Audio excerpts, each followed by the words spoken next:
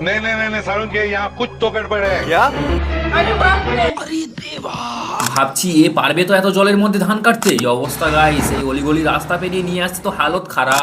So একদম ঠিক, আমি এখন যাচ্ছি আমাদের ধান কাটা গাড়িকে আমাদের লোকেশনে আনতে। হ্যাঁ গাইস, এই সিজনে কিন্তু চলে এসেছে আমাদের গাড়ি, কিন্তু এখানে এসে দেখি একটা আগে থেকেই কিন্তু দাঁড়িয়ে আছে। না না গাইস, এটা তো আমাদের না। তারপর এই যে একটু বাঁশপাতা খাচ্ছি আর ওয়েটিং করছি আমাদের গাড়ির জন্য। সেই সঙ্গে কিন্তু স্বরাজ 744 XT তে, মানে রাজার উপর চেপে চলে এসেছে আমাদের রানী।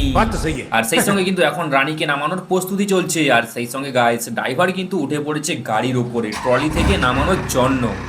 তারপর গাড়িকে আস্তে আস্তে ব্যাক করতে করতে নামিয়ে কিন্তু ফেলা হয়েছে। তাই আমাদের স্বরাজ কিন্তু এক সাইড হয়ে যাচ্ছে যাতে রাস্তায় জ্যাম না হয় তার জন্য। সো এবার কিন্তু হবে মেন কাজ। কিন্তু গাইস দূর থেকে আসছে দেখো কিরকম, যেন মিলিটারি ট্যাঙ্ক নামছে, যুদ্ধে যাওয়ার জন্য প্রস্তুতি হচ্ছে।